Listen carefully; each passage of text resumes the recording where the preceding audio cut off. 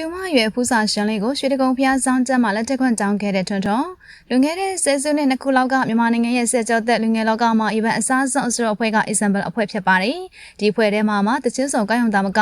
အကယ်ဒမီရထားတဲ့ထွန်းထွန်းဟာအဲ့ဒီခေတ်ကမင်္ဂလိပရိသတ်တွေအားလုံးရဲ့အားပေးမှုကိုရရှိခဲ့ပါတယ်အချိန်ကြီးပြောင်းလဲလာတာနဲ့အမျှနှခမ်းဒီမလေးတွေရဲ့အခြေဦးထွန်းထွန်းတယောက်တည်းအသက်40ကျော်အရွယ်ကိုရောက်ရှိလာခဲ့ပါပြီအခြေနဲ့ပတ်သက်ပြီးတော့ငြိမ်နေခဲ့တဲ့လူပြိုကြီးတယောက်အခုရက်ပိုင်းမှာတော့သူချရတဲ့ကောင်းမလေးကိုရွှေတကုံဖျားဆောင်ထဲမှာလက်ထက်ခွင့်တောင်းလိုက်ပါတယ်တခြားသောအနုပညာရှင်တွေကလက်ထက်ခွင့်တောင်းမှုအတွက်နိုင်ငံခြားကအထင်ကြီးရနေရတွေဈေးကြီးတဲ့စားတောက်ဆိုင်တွေမှာလက်ထက်ခွင့်တောင်းတာများပေမဲ့တွင်တွင်ကတော့ရွှေတကုံဖျားဇောင်းတန်းပေါ်မှာဒူးထောက်ပြီးတော့လက်ထက်ခွင့်တောင်းခဲ့ပါတယ်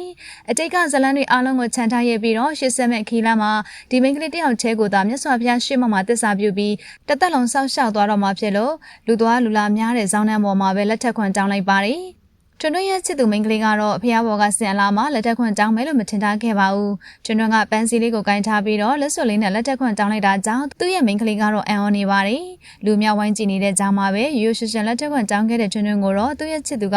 လက်ထက်ဖို့အတွက်ခေါင်းငိတ်ပြီးတော့လက်ခံလိုက်ပါပြီနော်ထွန်းထွန်းရွေးချယ်လိုက်တဲ့ဘဝလက်ကျွဲဖို့ကောင်းမလေးဟာသူ့ထက်အသက်အများကြီးငယ်ရွယ်ပါတယ်တူမအရွယ်လောက်ရှိမဲ့မိန်းကလေးဖြစ်ပြီးတော့ပွဲလေးမှာထွန်းထွန်းနဲ့အတူတက်ရောက်လို့ရှိပါတယ်ဒါပေမဲ့ထွန်းထွန်းကတော့ဒီမိန်းကလေးကိုသူ့ရဲ့တူမလေးအဖြစ်သားတိုးဝက်ထားခဲ့တာပါ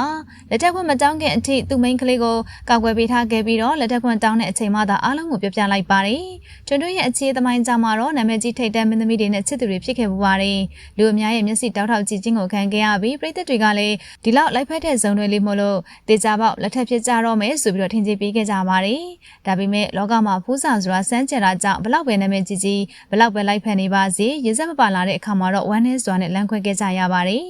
အခြေအနည်းအမြင့်တွေကိုဖျက်ကျော်လာရင်းနဲ့ပဲထွန်းထွန်းဟာအခြေကိုတူတူတိတ်တိတ်နေလာခဲ့ပါတယ်သူတငယ်ချင်းတွေအားလုံးအိမ်အောင်ကြကလေးတွေရောက်ကုန်တဲ့အချိန်ထိသူကတော့လူပြိုကြီးပွားနဲ့ပဲအေးစစ်စစ်ဖြတ်တန်းလာခဲ့တာအခုဆိုရင်တော့အသက်40ကျော်အရွယ်ထိတောင်ရောက်ရှိလာခဲ့ပါတယ်အရင်ကဘလို့အကျော်မော်ရီနဲ့ပဲတွဲခဲ့အချိန်တန်တဲ့အခါမှာတော့လူတယောက်ရဲ့စစ်မှန်တဲ့ဖူးစာရှင်ကမျောလင့်မထားတဲ့အချိန်မျောလင့်မထားတဲ့ပုံစံမျိုးနဲ့ရောက်လာစမြဲဖြစ်ပါတယ်လူပြိုကြီးထွန်းထွန်းကလက်ထက်ခွင့်တောင်းမှုအတွက်ကောင်းမလေးမထင်မှတ်ထားအောင်အသေးအချာကြိုတင်စီစဉ်ထားပါတယ်။ဒီစီစဉ်အောင်မြင်မှုအတွက်ကိုညီခဲ့ကြတာကထွန်းထွန်းရဲ့ချက်လာစွာသောတငယ်ချင်းတွေပါရှင်။ချစ်သူကောင်းမလေးကိုဖျားဖူးသွားမယ်ဆိုပြီးတော့ခေါ်လာပေးမယ်။နောက်ကွယ်မှာတော့တငယ်ချင်းတွေကကင်မရာတွေနဲ့အဆင်သင့်စောင့်နေခဲ့ကြတာပါ။အချိန်ကရောက်လာတဲ့အခါတငယ်ချင်းတယောက်ကနှင်းစီပန်းစည်းကြီးကိုယူလာပြီးတော့ထွန်းထွန်းကကောင်းမလေးရှိမှဒူးတစ်ပတ်6ကလက်ဆွဲဘူးလေးဖွင့်ပြီးတော့လက်ထက်ခွင့်တောင်းခဲ့ပါတယ်။လူတယောက်ရဲ့ဘဝမှာအချစ်စစ်အချစ်မှန်ကိုတွေ့ဖို့အသက်20မှလည်းဖြစ်နိုင်တယ်လို့အသက်40ကျော်မှလည်းဖြစ်လာနိုင်ပါတယ်။ကျူမရွယ်ကောင်းမလေးစီမှာဘဝကိုအနှင်းဖို့အတွက်အဆုံးဖြတ်လိုက်တဲ့ထွန်းထွန်းတယောက်စစ်မှန်တဲ့ဖူးစာရှင်ကိုတွေ့ရှိသွားပါပြီ